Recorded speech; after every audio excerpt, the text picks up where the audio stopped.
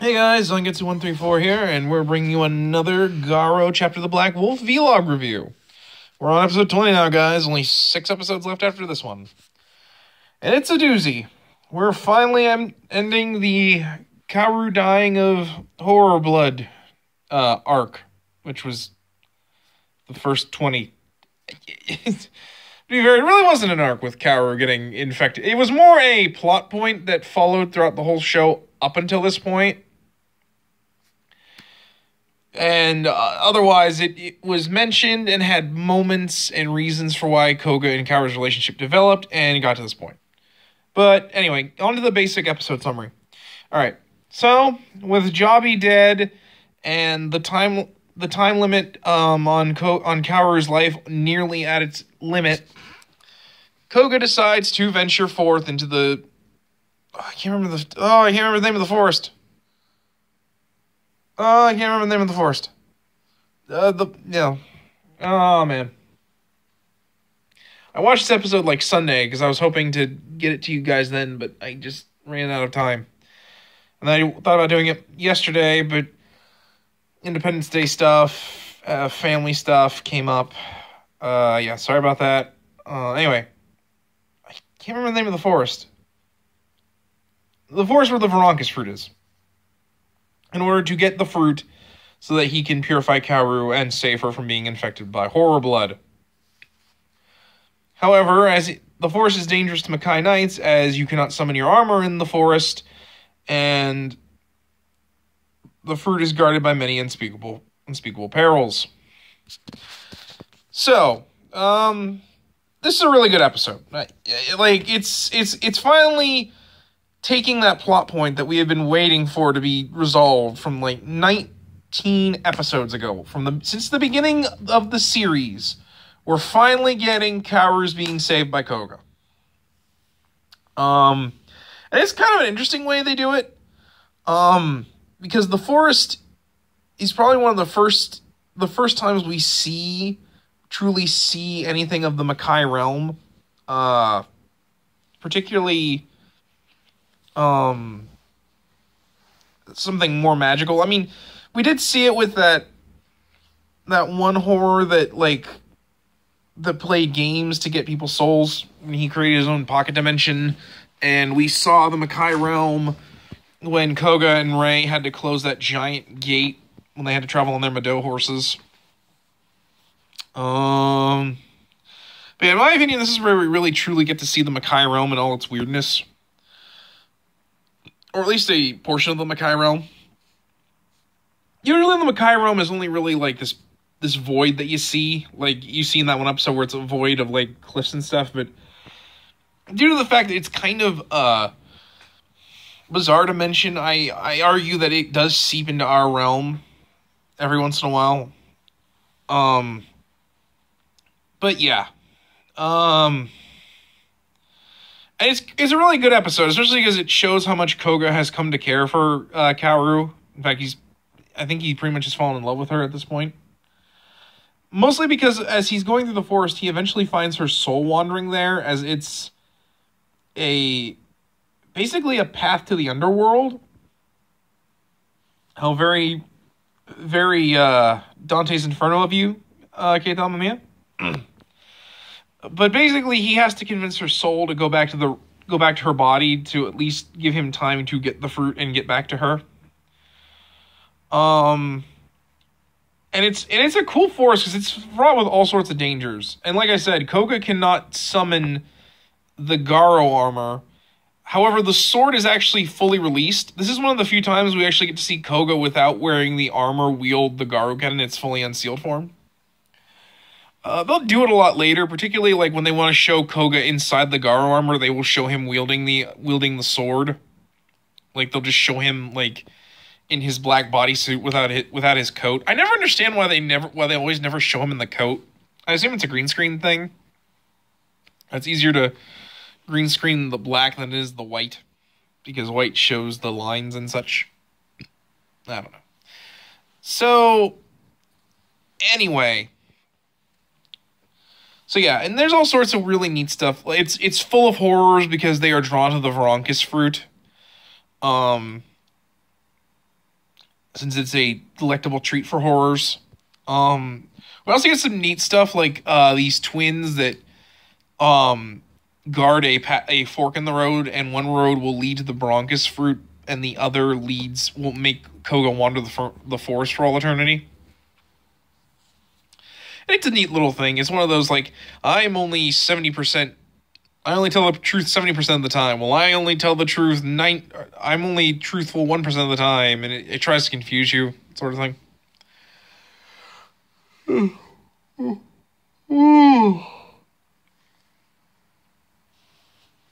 Sorry.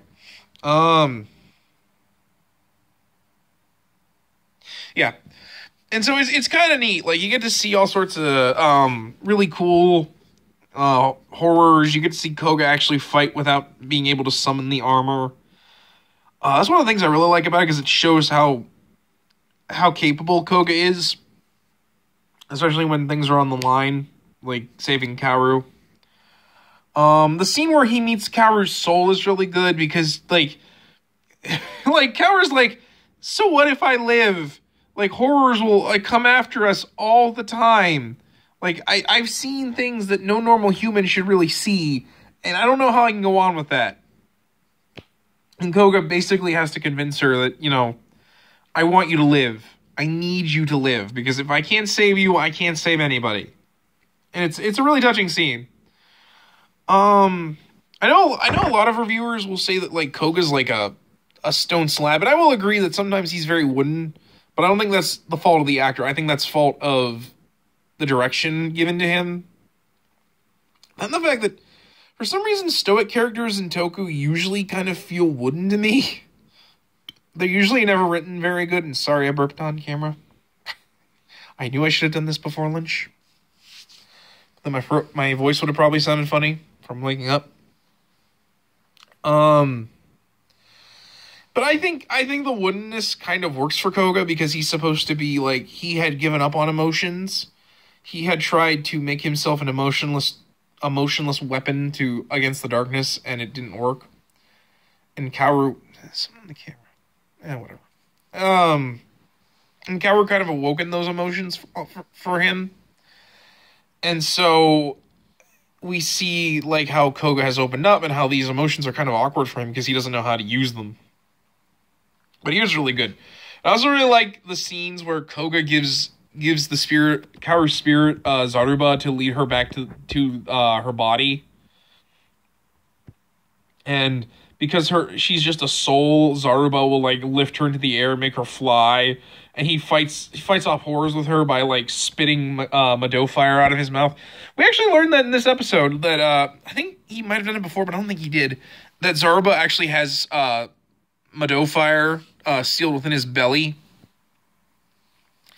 and that he can spew the fire in cases of emergency, particularly by leading someone's soul back to their body. It was a really interesting moment there. Probably the highlight of this episode, and probably one that I think a lot of people really like, is when Koga finally gets to the fruit, and it's being guarded by this giant mechanical dragon monster, which looks very much like something you'd see in Onimusha Warriors, which is fitting since Kitan Mamiya did design work for that. I just find it really funny how much I'm like, that is like a video game boss. And it's probably the first Mado robot you see in the show. And, okay, technically they're just Mado tools, but they can make mechanical monsters, and they're basically robots. They're basically robots. I don't know why they don't just call them robots. I guess it just don't sound as cool as Mado tools. You know, me and my buddy, we're contractors. We'll get you some nice mechanical parts. You'll make some nice robots, and then we'll go up to the butte and get some crappies and wallies. I don't know why I went and did a Wisconsin thing. That was really stupid. I don't know why I did that. I'm sorry. I'm sorry. 20 episodes, and I'm trying to be funny. And yeah, I'm probably not funny. Feel free to tell me in the comments that I'm not funny. It's okay. I've accepted that I'm not funny. But anyway, so this is like the first time we'll see that, like, Mado tools can be like giant mechanical beasts and such. Like, starting with season 2, No, actually, starting with Red Requiem, the movie, and season 2 onwards, we will see way more intricate Madou tools than just like, Zaruba, like a ring, or or Ray's necklace, or like later the armbands and stuff that have faces that are Madou tools that knights use to help better fight horrors. And so the thing guards the fruit so that horrors will gather to it and it can easily eliminate them. And it won't just give Koga the fruit. It basically says, I need this because my strength and my power were made to fight horrors. If I do not have this fruit, then I will not ever then I lose my purpose. So let's test it. I want you to fight with all your might and use all the power you have to try and take the fruit from me. And if you do, the fruit's yours. But if not, I'm going to kill you. And so it starts off making Koga fight it without the armor. And it's hard for Koga because while Koga is strong and very powerful as a Makai Knight, the Garo armor does give him an edge. Unlike something like this, he would need the Garo armor. And so basically he points out like how the machine is just this emotionless beast. Which is kind of neat because it's supposed to be like this beast represents Koga's past, the past Koga before he met Kaoru, who had no emotion, no ties, and only fought evil because it was his duty as Garo, which no other Garo probably ever does, as we'll learn. And he basically tells the creature, you can't beat me because you are what I once was. I am different now. I swore to protect Kaoru, and I'm not going to let my emotions be guarded. I need them, or else I'm not nearly as good a knight. And the dragon takes interest in that and steals Koga's sword and uses his own power to summon the armor for Koga. And so Koga fights with the armor and eventually brings out Goten. And it fights. And it's a pretty awesome fight, especially because Goten and Koga once again make use of the terrain to help fight this thing, as well as bringing out. Actually, I don't think he brings out the Garo's Way in this. No, he doesn't bring out the Zwei. At least I don't think. I watched this 2 days ago. I probably should have watched it again before I did this, but I want to say he doesn't actually bring the Zwei on. Sometimes he doesn't bring the Zwei. He just needs the power of Goten to further augment his own. And especially because Goten gives him a huge speed boost. And he almost gets it, but then the thing actually manages to... It gets damaged pretty badly, but it still manages to force Koga to recall Goten, or else it could get destroyed. Which I think they kind of like to imply that like Goten can get destroyed and can't be repaired. Because much like... the armor itself, there is no one that can repair or make new armor, as that the way they create armor has been lost to them for centuries.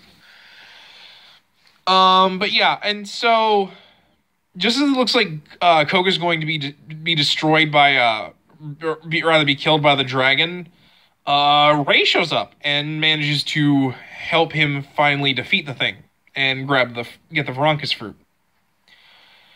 Which is basically like the beginning of Ray's change from being a villain to being a good guy.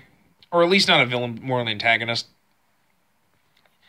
Granted, he says in the beginning of the episode that he's only doing so because he needs Koga's power in order to defeat the Black Knight. Basically, they need to work together to defeat Kiba. The only way they're going to win against that thing is if they defeat Kiba. And so he helps Koga out here. And it's actually kind of neat because Koga doesn't want to actually take the fruit. Because he's like, I didn't win this with my own power. And the dragon's like, no, I said you needed to use all the power you had.